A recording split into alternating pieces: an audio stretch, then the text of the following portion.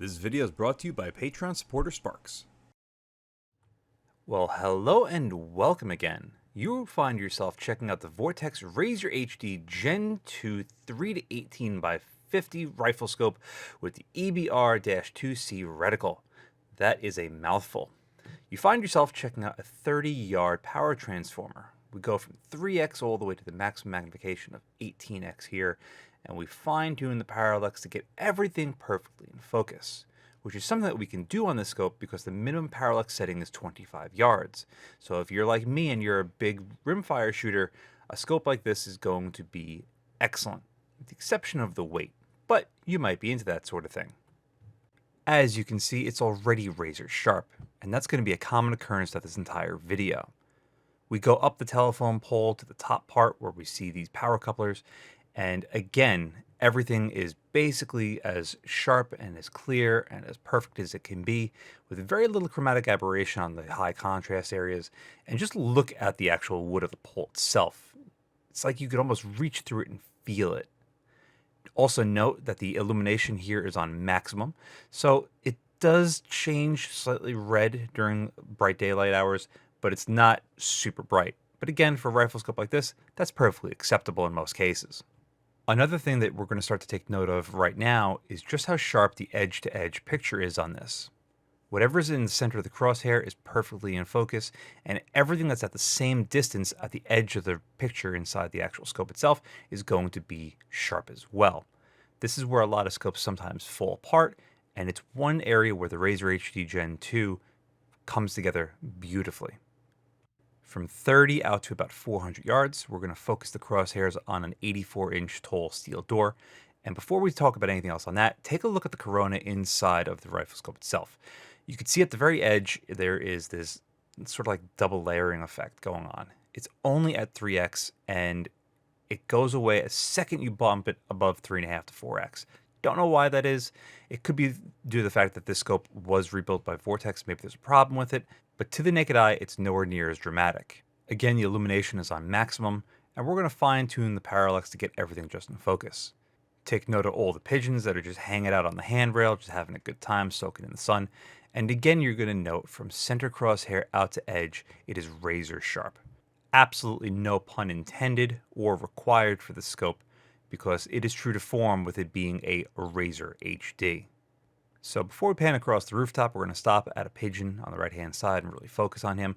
And while we're doing that, take a look at the bricks in the background.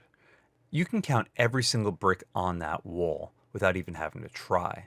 That's a testament to just how good this glass is at 400 yards. Granted, it's the middle of the day, it's super bright, but it's still something to really admire. Illumination, you can see, is still throwing off the crosshair a little bit. It is red, so it is visible during the day. So for a rifle scope like this is technically daytime bright. As we're panning across, there is no adjustment to the parallax whatsoever, and we are probably fluctuating between 50 to 100 yards from minimum to maximum, and everything just looks great. We're going to bump it up to about 800-900 yards on this gigantic transformer, and look at the clarity of everything in this frame. A little bit of chromatic aberration at very high contrast areas and very densely populated madness, but everything else is really sharp and clear. You can make out and count basically every single wire that's on that thing. Continuing with the trend of longer distances, this is going to be our longest target of the video at 1,000 yards. Now, again here at 3x, you can notice the corona on the inside of the viewport, and once we bump it up to anything over 3x, it simply goes away. Now, again, like I said, to the naked eye, it's not terrible, but it's still there. Illumination here is at maximum. We're at maximum magnification of 18x, and I don't know if you saw it, but we're going to play around with it a little bit later. Just before 17 goes to 18, it gets a little bit darker at 18x.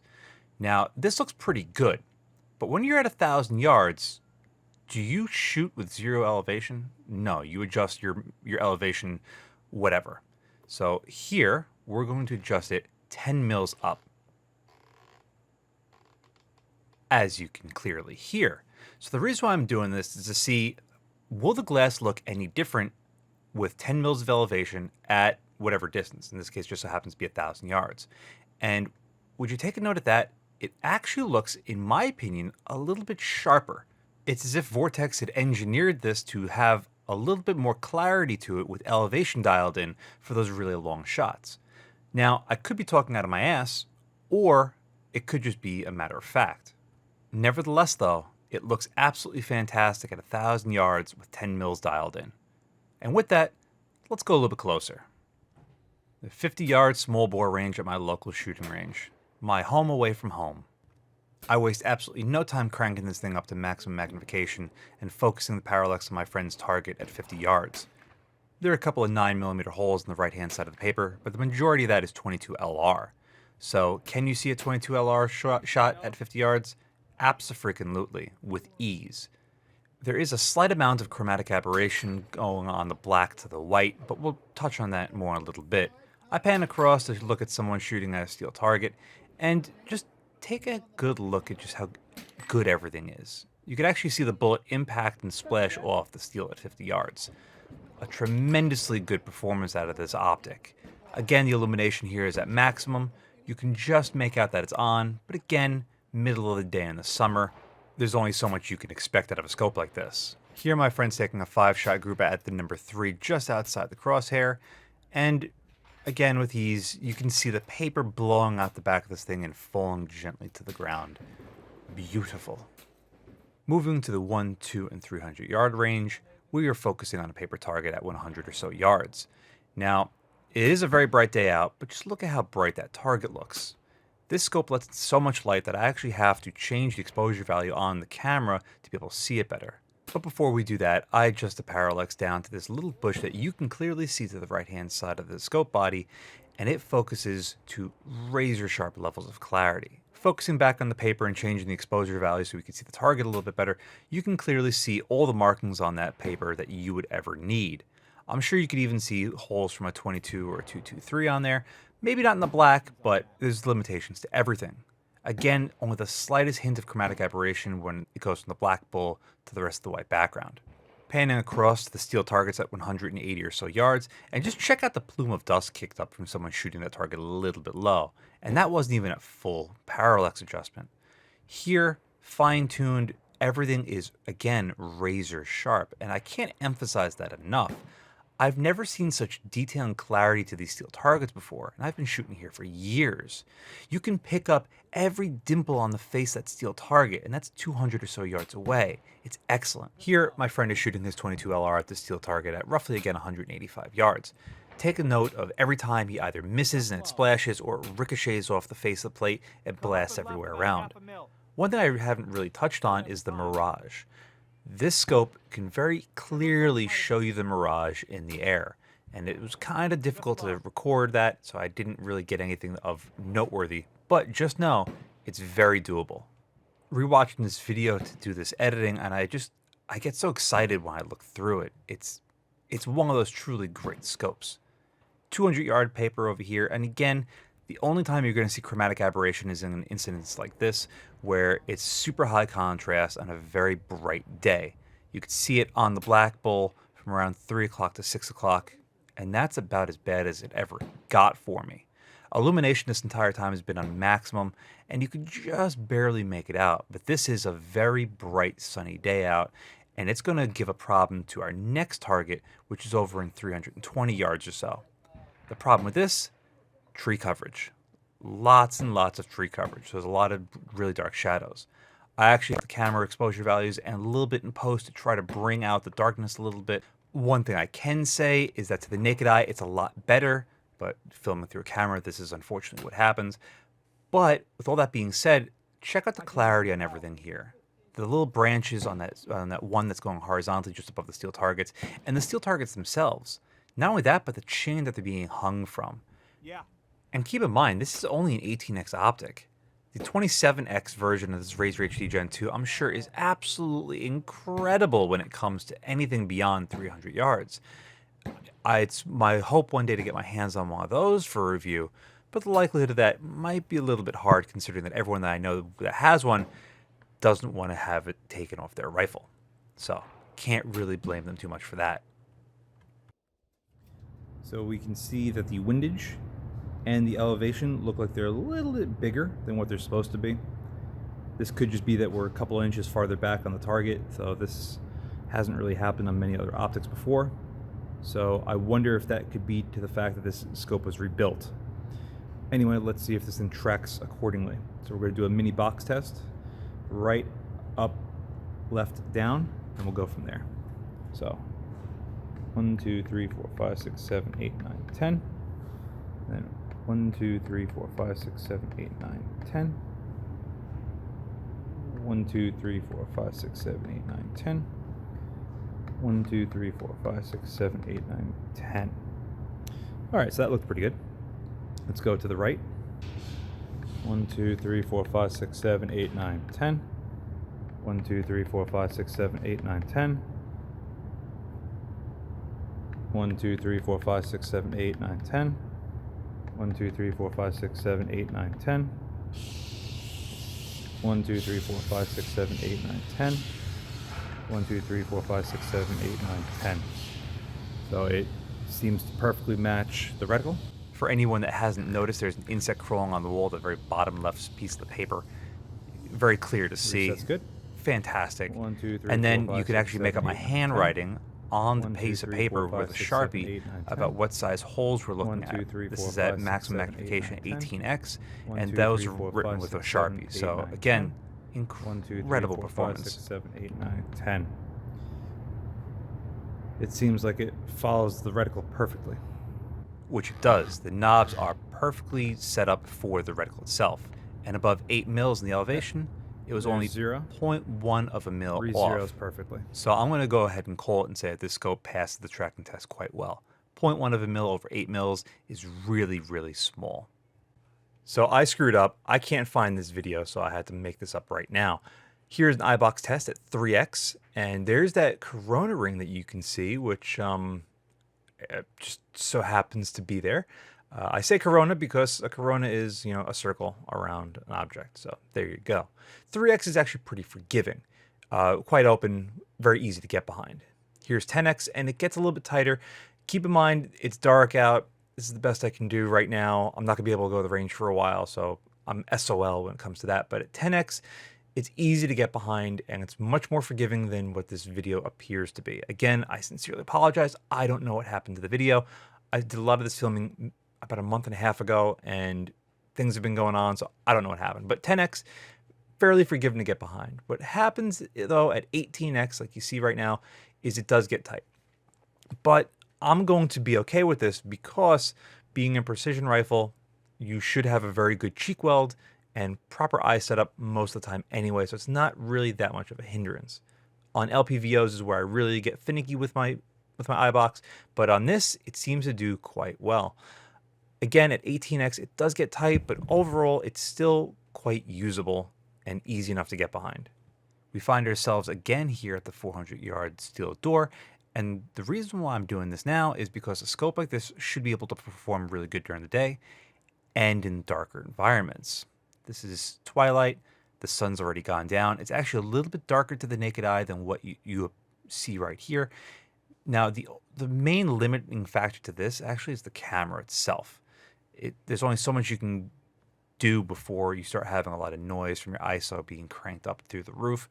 So take this for what it is. I just wanted to see how well everything would look in an environment like this. And in my opinion, I think it looks pretty damn good. Considering how dark it is, considering how the camera's playing around with its settings a little bit just to try to keep everything visible, I think there's still a very high level of clarity and sharpness to everything. And at 400 yards, you can still make out a lot of those individual bricks, but not all of them like you did during the day. Overall, I think it's great. Our last little section, again, the same time of day, looking at about 700-800 yard power transformer, just to see the clarity in those lines. I've said it so many times in this video, I'm going to say it again during the final section right now, but this thing is razor sharp all the time, and it really does stand up to the name Razor HD. With that, let's get into my final thoughts. So there you have it. This Razor HD Gen 2 3-18, I would say met my expectations going into this. My expectations were set high because the 1-6E that I had reviewed many months ago, and I have to say this scope at least hit that mark. Objectively, this scope performed flawlessly, with the exception of maybe the tracking test being only 0.1 of a mil off at 8 mils, which honestly isn't that terrible, all things considered. But we'll touch on that soon. But objectively, this thing performed great. There is that little weird little halo effect at 3x, which I don't know why it was doing it, but it was doing it. But once you go above 3x, even to 3.5, it completely dissipates. And to the naked eye, it's not really terrible. But again, that could just be this example, primarily because it was shot through with a 308 and then rebuilt. But that's really it. If I'm taking this completely subjectively and tearing this thing apart to what I don't like about it, well, one thing is the throw lever, or lack thereof. But you know what? For 20 bucks, MK Machining, you put a plastic throw lever on there. Okay, it's good enough. But another thing is this parallax knob, which I believe I touched on. But just to reiterate, it goes down to 25 yards, which is fantastic. But to get to 100 yards, it's the majority of the knob. It's more than 180 degrees. I would kind of like to see there to be a little bit more finite adjustability between 100 and infinity. Even though it didn't really make much of a difference, I just like knowing that I can fine-tune it perfectly. Everything else about this is great, with the exception of the weight. But again, subjectively speaking, because Sparks had partially bought this scope for the weight. You see, I don't like very heavy scopes. My systems are as light as can be, with some caveats, but Sparks had bought this for a PRS-style rifle. And in that case, the heavier the rifle, the better. Why? Well, less recoil, more stability. The only thing he didn't like about it was the fact that it only went up to 18x. And he's shooting a 6.5 Creedmoor to well be beyond 1,000 yards. So at that point, I could see that being a slight limitation. For me, 18x is perfect for any shooting I'll probably ever do my entire life, unfortunately. Just how heavy is this? Well, there is no denying it. It is a pig. It is 47.3 ounces. But you have to think about everything that this scope has: locking, illumination, elevation, and windage, and tons and tons and tons of glass. Big main tube, 34mm, which is not uncommon for most precision rifle scopes like this, but this thing is still extremely heavy. And to make a real quick comparison onto the scope's little brother, the PST Gen 2 3-15x44, this, with its 30mm main tube, is, as near as makes no difference, 20 ounces lighter. To make 20 ounces live for you, that would be a total of 20 rounds of 55 grain 223, 40 rounds, and just for shits and giggles, 5 rounds of 69 grain 223, just about the same. So you're talking about 45 extra rounds of 223 that you can carry between these two scopes alone. And that, in my opinion, is a lot. But if you're looking for a heavy scope, a Gen 2 Razor HD is going to be at the top of your list. Now, when Sparks had sent this to me, he said that he was thinking about selling it. And after I had finished reviewing everything, before filming this video, I already sent him the money for it. Yes, there are some quirks about it that I don't particularly care for. However, objectively speaking, this scope is flawless. The glass quality in this thing is superb. The illumination is excellent. The reticle I really like. It's so good, I was willing to spend my own money on it. Now, do I have a system for this? No. This is probably going to sit on my shelf and I'm going to admire it from time to time and then pull it out and compare it to other scopes, just like I did with the PST Gen 2, because I bought this as well. Now, as far as which I would pick between these two, I mean, I'm a little biased. I bought them both, but this is around $1,700 and this is around like $800 or $900. These have gone up in price primarily because of just how good these are. Tracking test on this was absolutely flawless. And the glass on this, honestly, if you're not looking through these side by side, you'd be hard pressed to tell the difference between the two in most situations. But just like I say with the PST 1-6 versus the Razor HD Gen 2 1-6, the PST was my choice between those two. Primarily because you're not only saving a lot of weight, you're also saving a lot of money, and you're not really losing that much on the performance end of things. With these two, I feel those gaps get a little bit closer. Picking between the two, if you want to know a quick answer, if you're looking to save weight, PST. If you're looking to have the gold standard, Razor HD. Simple as that. A huge thank you to Patreon provider Sparks for sending this in for review. Despite the fact that this is now my scope, it's still thanks to him that this video was possible. And a huge thank you to everyone watching. See you again next time. And a huge thank you to all of my Patreon supporters. Without you, this wouldn't be possible.